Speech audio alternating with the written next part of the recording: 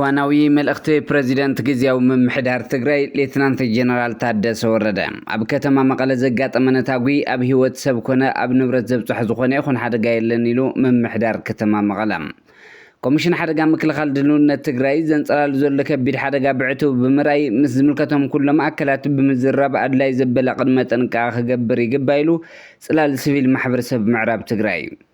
ኣብ መጻብ ሄርሙዝ 6 ጀላቡ ኢራን ከም ዝጠሓላ ኣሜሪካ ገሊጻ ሰላም ኣብ ኩሉ ኩርናዓት ዓለም እትርከቡ ተኸታተልቲ መደብና ዜናታት ዝዕለት በርእስተ ዜና ፈሊምና ናብ ዝርዝሮም ከነስግረኩም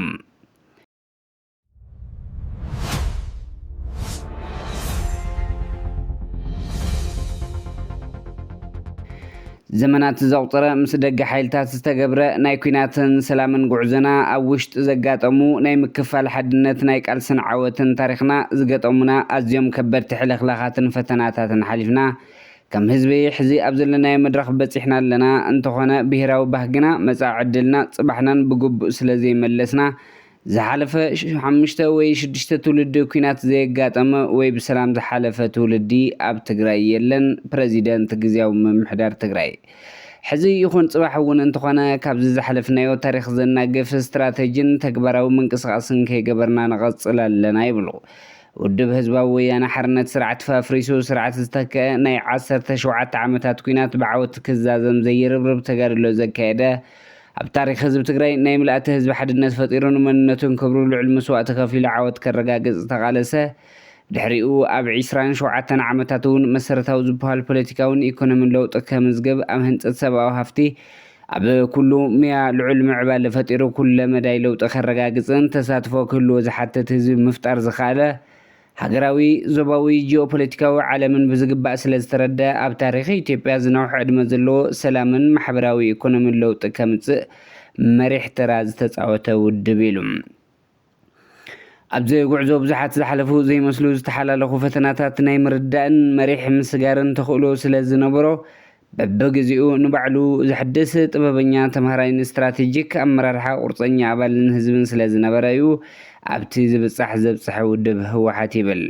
እንተኾነ ግን ኣብ ዝሓለፉ 10 ዓመታት ካብ ሓደ ውድቀት ናብ ካልእ ውድቀት እንዳተሰጋገርና ኣብ ሃገር ዝነበረና ቦታ ሙሉእ ብሙሉእ ሲኢልና ኣብ ትግራይ ዝተወሰናሉ ኣብ ልዕሊና ጆኖሳይዳዊ ኩናት ዝተፈጸመሉ ሕገ መንግስታዊ ሰናትና ዝሰኣናሉ ከም ህዝቢ ዝተፈናቐልናሉ ሕገ መንግስቲ ከበር ኢልና ዋጋ ዝኸፈልናሉ ጉሮሮና ክሳዕ ዝነቅዕ ድምፂ ዘስማዕናሉን ሕገ መንግስቲ ከየድሕና ዝተረፈ ከቢድ መስዋዕቲ ከፊልና ዝተበፅሐ ስምምዕ ፕሪቶርያ ኣብ ዘይተተግበረሉ ጽባሕ ኮይና ነኽብር ኣለና ይብሉ እዚ ሕዚ ዘለናሉ መድረኽ ኣብቲ ኣናፊ ሰላምን ኩናትን መንጎ ዘላ ኣዝያ ቀጣን መንገዲ ሒዝና ንጻደፈሉ ከይተቐንጠጠት ጽንሐ ደመናዊ ኩናት ከሰርብ ዝኽእለሉ ብቐሊሉ ናብ ኩናት ሸታሒልና ክንኣትወሉ ኣብ እንኽእል ኩነታት ኣለና ኣብዚ እዋን ብዓይነቱ ትሕዝቶን ውፅኢቱን ኣብ ታሪኽና ገጢሙና ዘይፈልጥ ሓደገኛ ፈተና ነተኣናግድ ኣለና ኣብዚ ፈተና እዚ ሕዚ እውን ናይ ምውዳቕ ዕድልና ሰፊሕ እንተመሰለ እውን ከም ህዝቢ ሓደ ኮይና ክንቅጽል ዘለና እንኳን መራፂ ድማ ነዚ ፈተና ብጽንዓት ምሕላፍ ጥራሕ ኢሎም ሓደ ኣተሓሳስካ ኣብ ጸቢብ መድረኽ ወሲንካ ንውሳነኻ ተቐቢሉ ኢልካ ዝተፈለየ ሓሳብ ብዘየገድስ ዝደገፈካ ጥራሕ ሒዝካ ብምቕጻል ዝፍጠር ተወሳኺ ሓደጋ እምበር ዝፍታሕ ፀገም እውን ከም ዘየለ ይገልጹ ብዙሓት ደቂ ትግራይ ኣብዚ ሃለዉ ውዳበ ይሃለዉ ከም ውዳበ ይኹን ከም ውልቀ ሰብ ነናይ ባዕሎም መፍትሒ ሓሳባት የቕርቡን ክስምዑን ይድልዩ ኣለዉ ተጋሩ ካብ ፀገም ዘውፅእ መፍትሒ ኣብ መንዳይ እንእከበሉ ሓድነትና እንፈጥረሉ መችው ኩነታት ኣሎ ይብሉ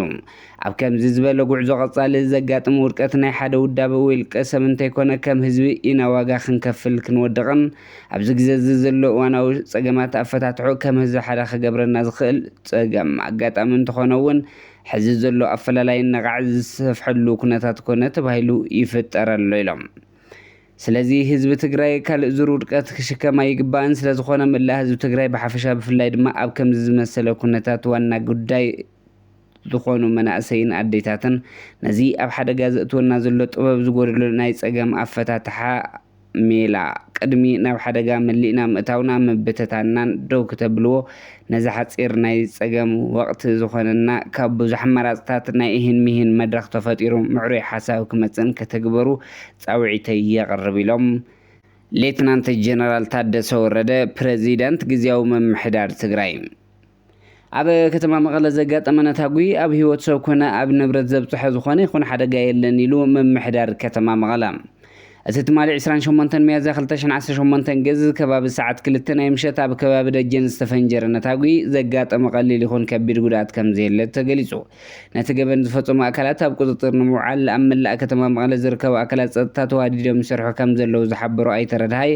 ሕብረተሰብ ነዞም ከምዚ ዓይነት ጸገም ዝፈጥሩ ውልቀ ሰባት ኮነ ለኣኽቶም ኣደብ ኣብ ምትሓዝ ክረባረብን ክትሓባበርን ይግባእ እውን ኢሎም ኮሚሽን ሓደጋ ምክልኻልን ድልውነትን ትግራይ ዘንጽላሉ ዘሎ ከቢድ ሓደጋ ብዕቱ ብምራይ ምስ ዝምልከቱ ኣካል ኩሉ ብምዝራብ ኣድላይ ዘበለ ቅድመ ጥንቃቐ ክግበር ይግባእ ኢሉ ጽላል ሲቪል ማሕበረሰብ ምዕራብ ትግራይ ጽላል ሲቪል ማሕበረሰብ ምዕራብ ትግራይ ብሰንኪ ምቁራጽ ሰብኣዊ ሓገዝ ዩኤስኤይድ ዘንጽላሉ ዘሎ ሓደጋ ህሉ ኩነታት ተመዛበልትን ኣመልኪቱ ናብ ኮሚሽን ሓደጋን ድልውነትን ትግራይ ኣብዝፀሓፈ ቁሉዕ ደብዳቤ ኣብ ትግራይ ብሓፈሻ ብፍላይ ድማ ኣብ ማዕቆብ ተመዛበልቲ ዝርከቡ ህጻናትን ኣረጋውያንን ብሰንኪ ዝኸፍአ ሕፅረት ምግቢ መዓልታዊ ሞትን ስቃይን የቃልዑ ኣለዉ ኢሎም ከምቲ ዝፍለጥ ህዝቢ ትግራይ ብሓፈሻ ድማ ብፍላይ ድማ እቲ ካብ መረበቱ ተመዛቢሉ ኣብ ውሽጢ ዓዲ ኣብ ዝተፈላለዩ ማዕቆብታት ዝርከብ ናብ ሱዳን ዝተሰደደ ኣብ ትሕቲ ወረርቲ ሓይልታት ዘሎ ህዝቢ ምዕራብ ትግራይ እውን